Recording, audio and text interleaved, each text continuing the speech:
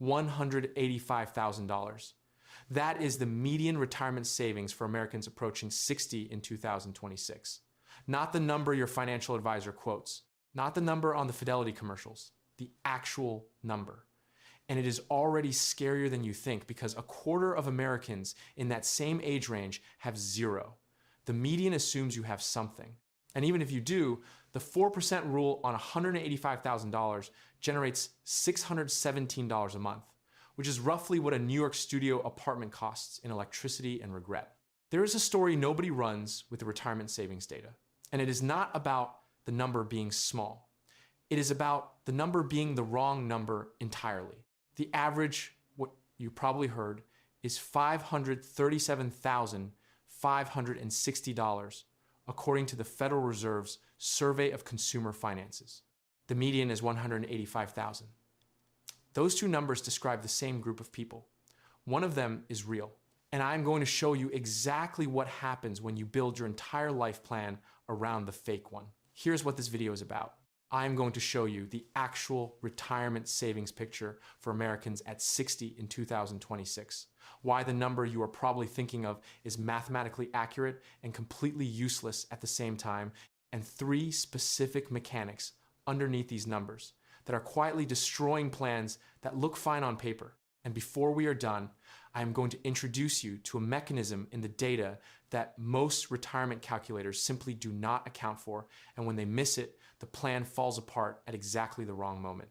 The central metaphor I want you to hold on to throughout this entire video is simple. Bill Gates walks into a bar. The moment he sits down, the average net worth of everyone in that bar becomes somewhere north of $10 billion. The bartender is now, on average, a billionaire. That is what American retirement savings data looks like every time the word average appears. The average gets hijacked by the people at the front of the distribution, and the rest of the bar, most of the bar, gets completely obscured. Every time I show you a headline number in this video, I want you to ask, did Bill Gates just walk in? Now here is where it starts to get interesting. In a few minutes, I'm going to show you something that standard retirement advice actively does not want you to think about: a 3-year gap that can cost a retiring 60-year-old upward of $60,000 in a category most retirement plans do not budget a single dollar for. But first, let me show you what the data actually says at the starting line. There are 2 piles when you look at retirement savings in America. Pile 1, the numbers the industry shows you. Pile 2, the numbers that describe you.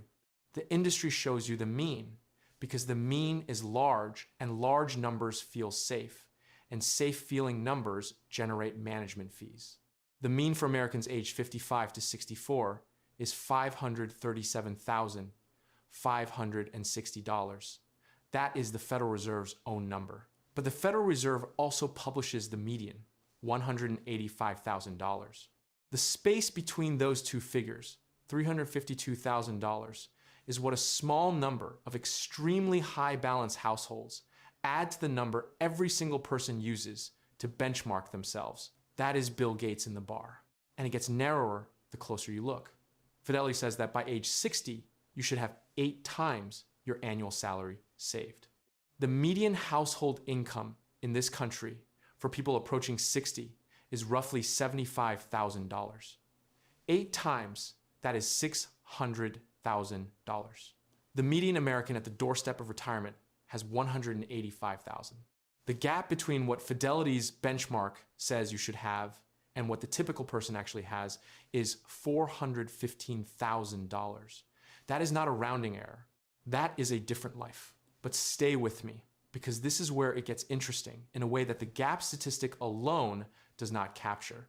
Only 9.2% of households in the 55 to 64 age range have over $1 million in retirement assets, according to the Congressional Research Service's analysis of that same Federal Reserve data. So when you read a headline saying the average American in their 60s has over 1.2 million saved, as Empower's platform data showed earlier this year, you are looking at a population of financially engaged, tech-savvy people who opted into a financial dashboard app. They are not the bar. They are the guy at the bar who already ordered the good scotch that Bill Gates walked in a long time ago. Here is a comedic cutaway. The data practically writes itself. The average American in their 60s has over 1.2 million in retirement savings. Says literally every financial platform whose users are people already tracking their retirement savings. Everyone else? Great. What is the average for the rest of us? Now, 29% of current retirees have no money saved for retirement at all, according to a 2026 survey by Clever Real Estate. Nothing. 18% started saving after age 50. A majority, 57%, did not start saving seriously until their 30s or later. And here is a number that does not get nearly enough attention. Over half of American households, 54%, report having no dedicated retirement savings at all, according to the Federal Reserve's own survey data. More than half. So when you are computing the average retirement savings in America, you are averaging in an enormous number of zeros.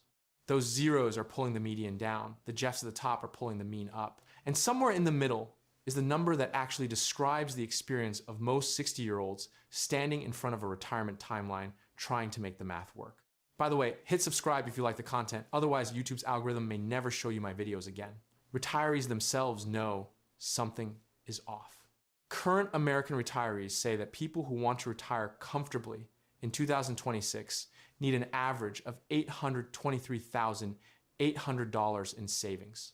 They also report that they themselves currently have an average of just $288,700 saved. That is a self-assessed gap of $535,000, in their own words, from people who already retired.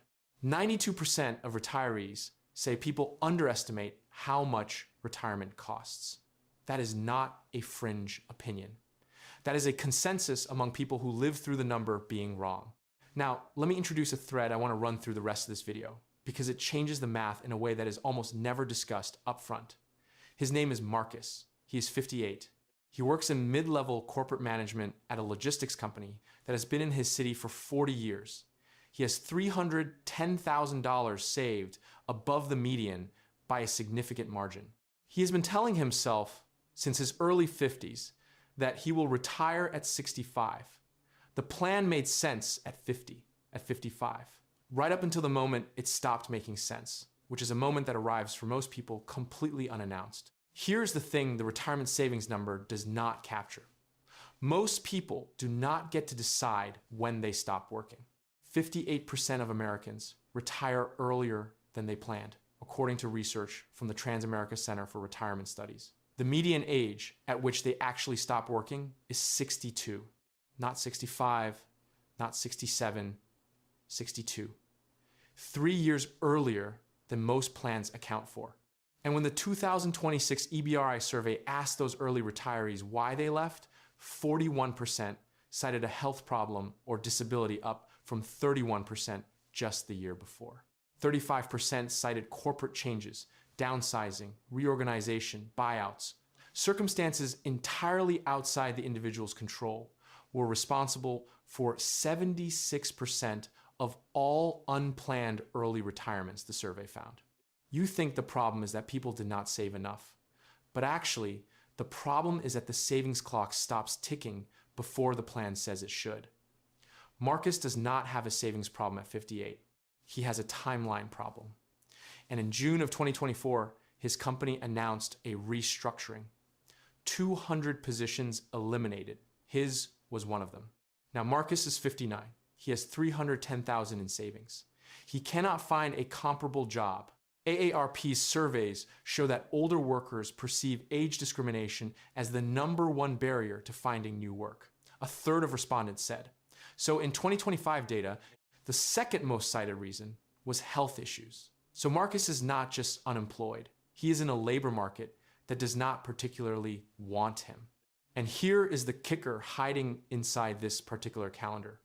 Marcus needs to get to 65 to access Medicare. He is 59, that is 6 years of health insurance he has to buy at full price on the open market. And full price is not a metaphor.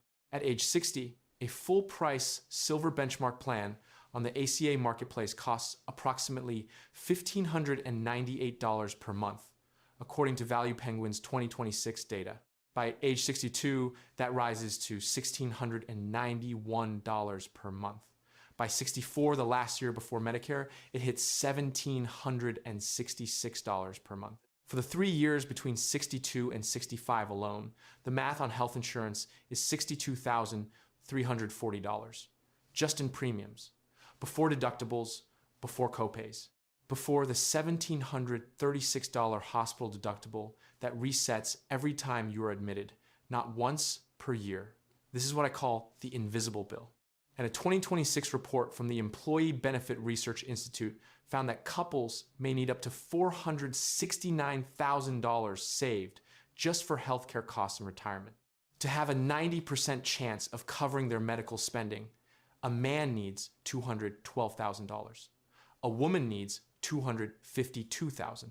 Those numbers are not the total retirement number. They are just the healthcare portion of the retirement number. For the person with the median $185,000 in total savings, that math does not work, not even close. Here is where knowing the number matters. And here is where I built a tool to close the gap between knowing it and acting on it. The numbers I have been walking you through are the foundation of something I put together called the Exit Code. It is a digital book, 8 chapters of actual retirement research, 50 years of data, no filler. I built it because the information exists.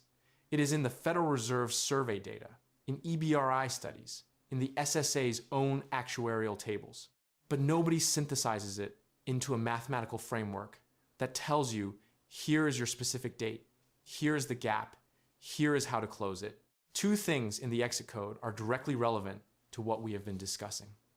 The 58% rule, which is exactly what the Transamerica data describes, but translate it into a concrete buffer strategy for people who might be forced out before they plan, and the chapter on the insurance gap. I modeled what that 62 to 65 window actually costs at different income levels, different states, different subsidy eligibility thresholds. The number for most people is not $60,000. When you add out-of-pocket costs and the compounding opportunity cost of spending down savings 3 years early, it is $14,000 a year in what I call the invisible bill. Most retirement calculators give this 0 weight. The Exit Code gives it its own chapter. You can get it through the link in the description for less than 1 hour with a mediocre financial advisor. The urgency is mathematical, not marketing. Every year you delay building the framework is another year compounding against you.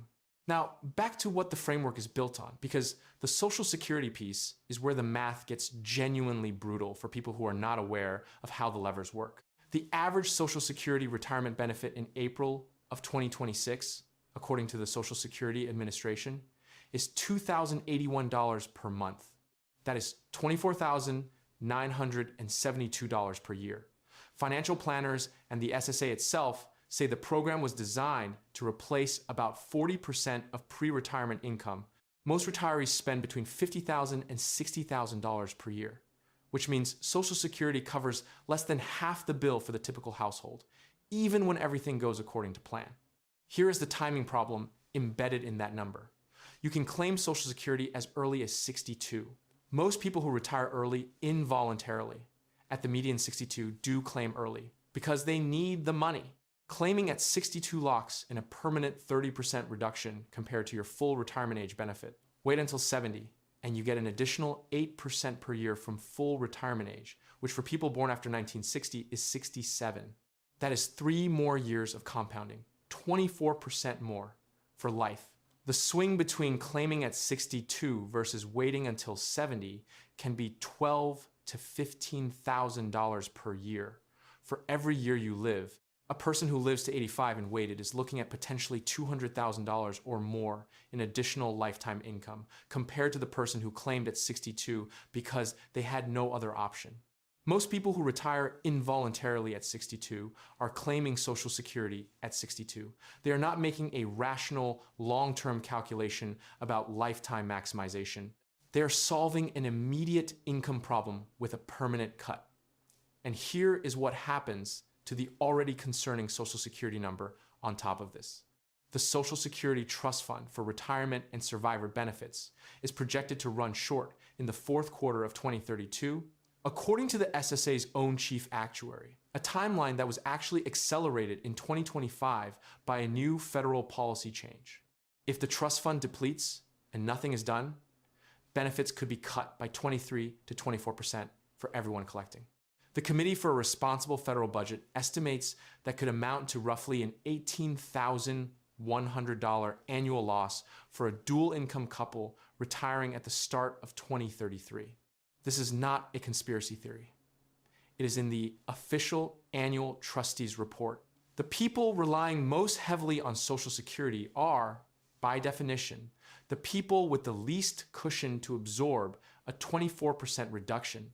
Now think about what you are dealing with if you are Marcus. Forced out at 59, spending down savings to cover health insurance, claiming Social Security at 62 because the savings are running thin, locking in a permanent 30% reduction.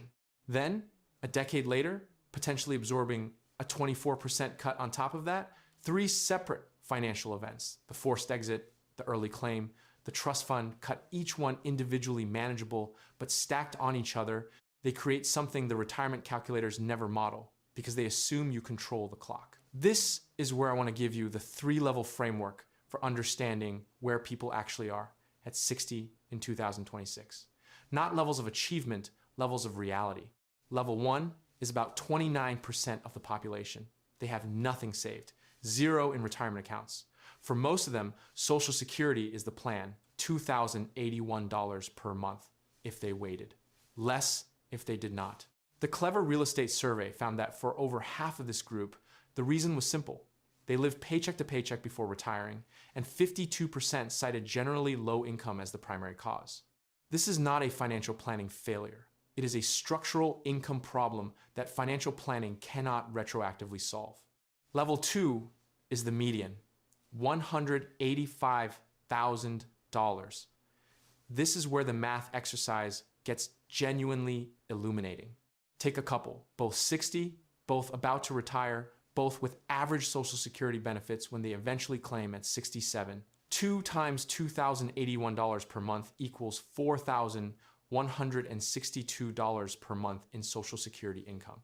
Apply the 4% rule to $185,000 in savings, and you get $7,400 per year, or $617 per month. Total monthly income, $4,779. Total annual income, $57,348. The Bureau of Labor Statistics says the average household headed by someone 65 or older spent $57,818 in 2022. The median couple is $470 per year from exactly breaking even. They are, in actuarial terms, one bad year from a structural deficit. 1 car, 1 medical incident, 1 roof. That is the margin. Level 3 is the top. Only 9.2% of households in the 55 to 64 range have more than $1 million in retirement assets. That is the group pulling the average from $185,000 up to $537,000. They are real. But they are not you, statistically speaking. And they are not the people making retirement decisions at the edge of the math. Here's what most people get wrong about the people at level 3. They mostly got there by being boring. Long contribution histories, low-cost index funds, employer matches they did not leave on the table, time in the market, not timing the market. In the period from 2022 to 2025, Fidelity found that savers who started with $100,000 and stayed invested in stocks, kept contributing, and rebalanced annually would have ended up with $191,463 by end of 2025. The person who got completely out of stocks and stopped contributing had $105,586. Same starting point, different behavior. $85,877 difference. In 3 years, that is the compounding gap people feel but rarely quantify. Now, let me bring Marcus back, because this is where his story resolves in a way that says more than any statistic. Marcus, unemployed at 59 with $310,000 saved, eventually found part-time consulting work at 62. He claimed Social Security at 62, locking in the 30% reduction He spent 3 years buying health insurance on the marketplace, significantly less than the full price because his income was lower, but still real money. By 65, he had drawn down his $310,000 to roughly $215,000. He reached Medicare. He stabilized. He is not broke. But the plan he had at 58, retire at 65 with money to spare, became retire at 62 involuntarily, stabilize by 65, and spend the next 20 years carefully managing a number that was not designed for the life he ended up living. The second comedic aside, the data earns here. Someone retires voluntarily at 60 with $800,000 saved. Retirement planning working exactly as advertised. Someone else retires involuntarily at 61 with the same $800,000. Retirement planning scrambling to reboot. Same number, completely different movie. Let me build the mini case study that ties this together. Dave and Carol, both 60. Dave has been in logistics management for 31 years. Carol worked for 26 years as a school administrator and took 4 years off when their kids were young. Combined, they have saved $240,000 across their retirement accounts. Dave's projected Social Security at 67 is $1,900 per month. Carol's is $1,600, partly because of those 4 years out of the workforce and the lower salary in education. Combined, $3,500 a month, $42,000 a year in Social Security income. Their mortgage is paid off. They expect to spend $5,200 per month in retirement. 4% of $240,000 is $9,600 per year, $800 per month from savings. Add that to Social Security, $4,300 per month against $5,200, a gap of $900 per month. To close it, they either spend down principal faster than 4%, which risks running out in 15 years instead of 25, or they go back to work, reduce spending, or wait. Dave is 60. He is planning to work until 64 and contribute more. In March of this year, his company announced it was restructuring the middle management layer and moving operations to a regional hub 3 states away. Dave was offered a severance or a relocation. He took the severance. He is 60 and unemployed, and his retirement runway just went from 4 years of continued contribution to 0, while the healthcare clock started ticking the moment his employer coverage ended. That is not a story about bad luck. That is the 58%. That is the data in a face. Now let me give you the 3 things that are actually useful to take from all of this, calibrated specifically to the situation at 60 in 2026, not generic save more advice that you already know. First, know your actual number, not the average. The relevant benchmark is the median, $185,000 for the 55 to 64 cohort, according to the Federal Reserve. If you are above that, you are ahead of the majority of Americans at your age.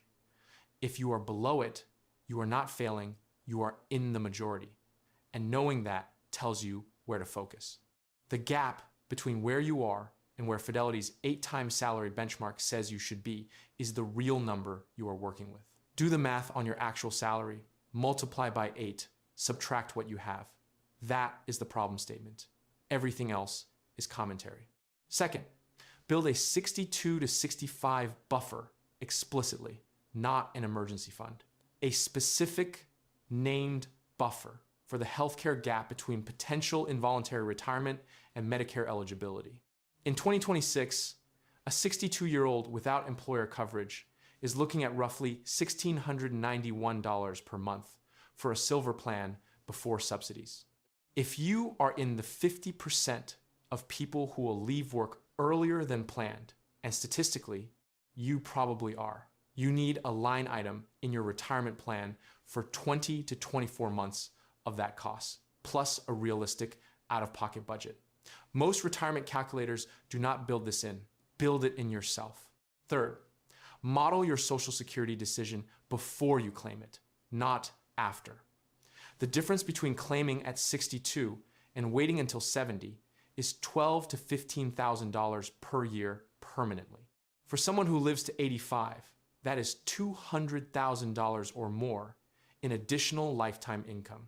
The 8% per year delayed retirement credit from full retirement age to 70 is a guaranteed return on capital. You cannot buy in any market. If you have any flexibility, any asset at all to bridge the gap, the math on weighting is almost always compelling. Run the numbers, not the general version. Your version, with your projected benefit, your actual spending, your health situation. Lazy investing built more fortune than crypto memes. And one more thing. Of the people who are actually on track for a comfortable retirement at 60, almost none of them got there by outsmarting the market. They got there by being in the market consistently in low-cost instruments for a long time. The complexity the industry sells you, the active management, the structured products, the alternatives is the product. The returns are the marketing. Over 30 years, a 1% annual advisory fee on $200,000 costs you nearly $300,000 in lost compounding. The people selling you the complexity are the ones who need you to stay confused. The script above is plain text, written as spoken word, no headers or formatting. Word count is approximately 3,800 words as written above. I need to expand to reach 5,000. Let me continue with additional depth below. Let me continue writing the script with more depth in each section. Actually, wait, let me now produce the complete final 5,000 plus word script as a single continuous piece of text. I'll combine all my research and planning into one flowing document now, $185,000. That is the median retirement savings for an American between 55 and 64 right now in 2026, according to the Federal Reserve's Survey of Consumer Finances. You are not going to see that number on a billboard.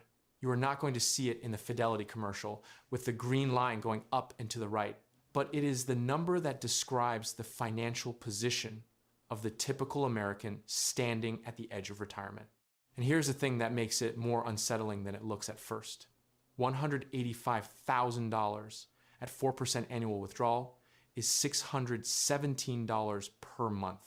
That is the income your savings actually generate if you follow the rule everyone is supposed to follow.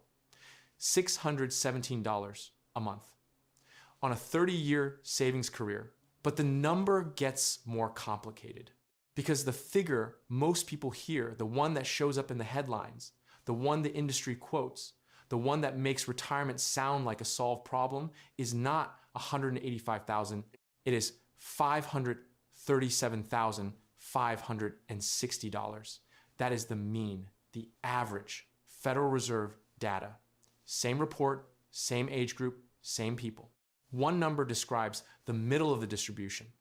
The other number describes what happens when a handful of very wealthy households walk into the data set and pull everything upward. And for the last 3 decades, the retirement industry has been showing you the second number while most people are living the first one. This video is about the gap, not just the savings gap, the understanding gap. Because here is what I want to show you over the next 20 minutes or so. The real number is not just one number. It is 3 layers. And each layer reveals a different piece of why the retirement math so often falls apart for people who did everything approximately right.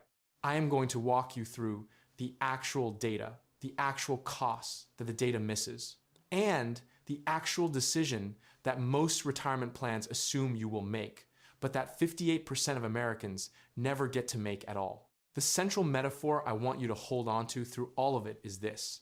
Bill Gates walks into a bar. The moment he sits down, every person in that bar becomes a billionaire on average. The bartender is now, on average, worth several $billions. The guy nursing his beer in the corner has not changed a thing. He is still nursing his beer. But the average of the room has been completely transformed by one person at one end of the distribution. That is American retirement savings statistics every time the word average appears. The mean is Gates. The median is the bar. I will tell you every time Gates walks in. Now here is what I want you to stay for. In a few minutes, I am going to show you a 3-year window in the retirement timeline that can cost a 62-year-old upward of $60,000 in a single category that most retirement calculators budget $0 for. But first, let me show you exactly how distorted the starting picture is. There are two piles when you look at retirement savings in America. The first pile is what the industry shows you. The second pile is what describes most people. The industry shows you pile one because pile one is large, and large numbers generate confidence, and confident people pay management fees. The Federal Reserve's mean for Americans aged 55 to 64, $537,560. The Federal Reserve's median for the same group, $185,000. The difference between those two numbers, $352,000, is the statistical shadow of the households at the top of the distribution. That is Bill Gates walking in, and here is where pile one completely loses its usefulness as a guide.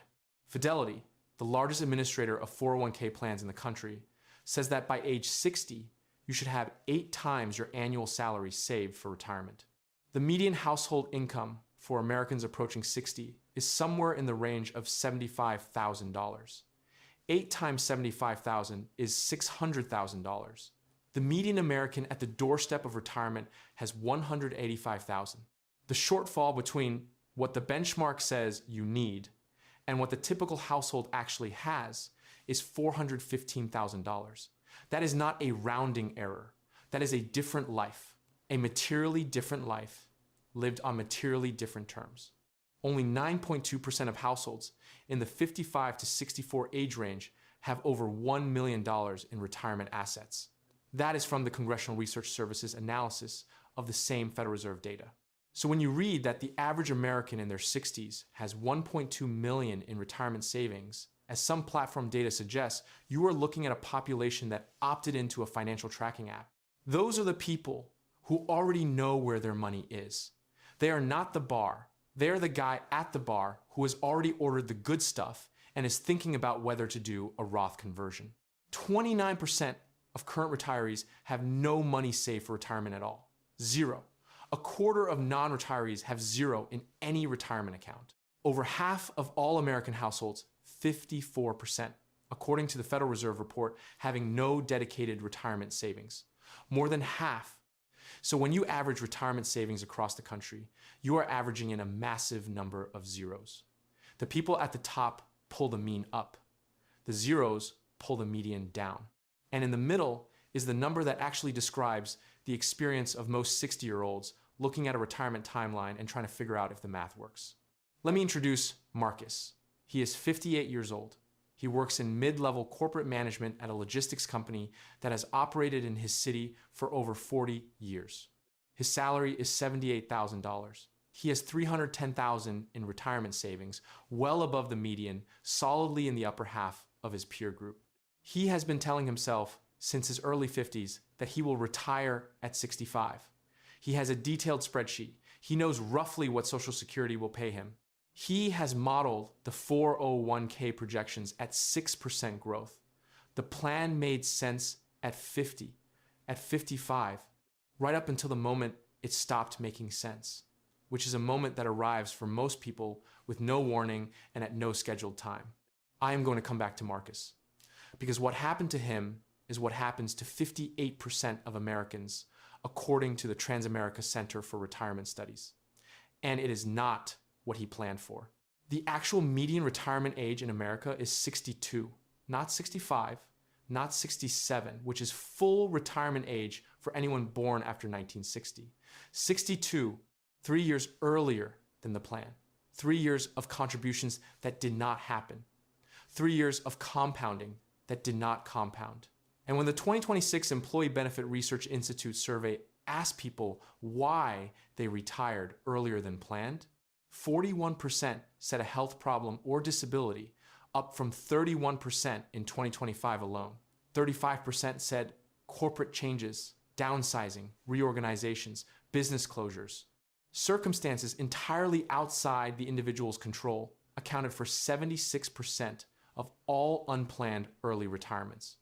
This is not a story about people choosing poorly.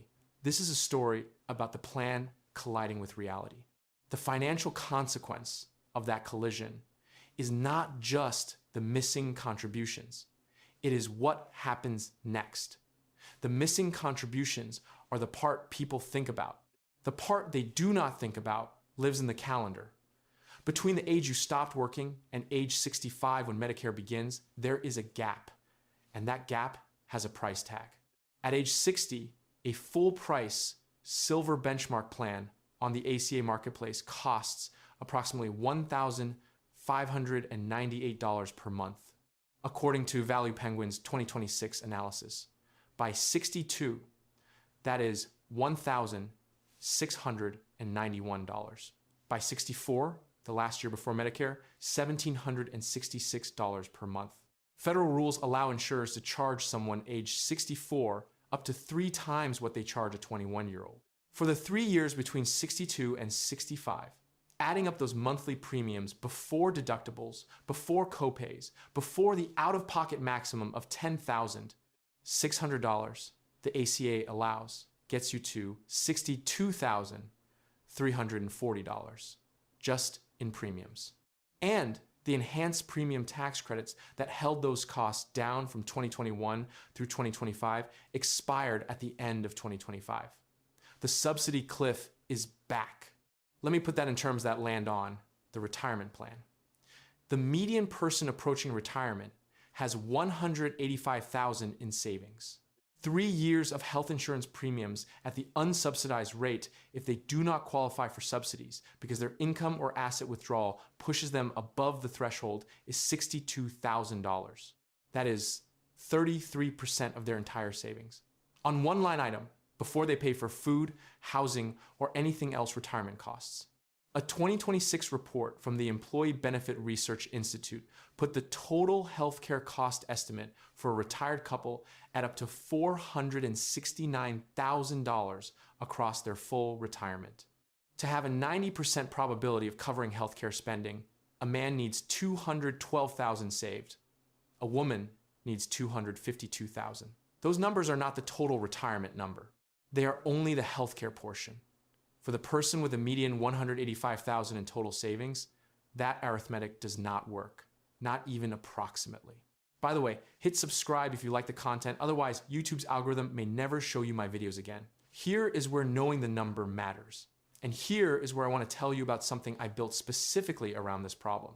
The numbers I've been walking through are the foundation of a digital book I put together called The Exit Code. It is 8 chapters of actual retirement research, drawn from 50 years of data, Federal Reserve surveys, EBRI studies, SSA actuarial tables, Vanguard and Fidelity participation data, synthesized into a mathematical framework that turns maybe someday into a specific date.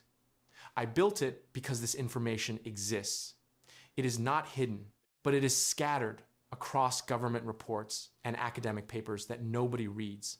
And the financial industry has no incentive to synthesize it for you into a decision framework rather than a product pitch. 2 elements of the exit code connect directly to what I have been discussing. The first is what I call the 58% rule, the framework for building a buffer, specifically designed for the forced exit scenario. How much you need, in which accounts, structured in what way, to survive a 62 instead of a 65 retirement without permanently damaging the Social Security decision or spending down savings at the wrong time. The second is the chapter on the $14,000 invisible bill, the annual cost of the healthcare gap between early retirement and Medicare that most calculators treat as zero. I modeled it at different income levels, different states, different subsidy eligibility thresholds. The number for most people planning a gap retirement is not $60,000 over 3 years. When you add opportunity cost, the compounding return you lose on money spent on premiums instead of invested, the real cost is closer to $14,000 per year every year of the gap in permanently foregone compounding. Most plans account for nothing. The exit code has a chapter on it. You can get it through the link in the description for less than 1 dinner out. The urgency is mathematical, not marketing. Every year you delay building the actual framework costs you something the framework would have helped you avoid. Now let me take you to the Social Security layer, because this is where the most consequential and least reversible decision in the retirement plan lives, and it is a decision most people make under pressure rather than strategy. The average Social Security retirement benefit in April of 2026 according to the Social Security Administration's own monthly statistical snapshot, was $2,081.16 per month. The SSA applied a 2.8% cost of living adjustment for 2026, bringing the estimated average from 2015 to 2071 at the start of the year.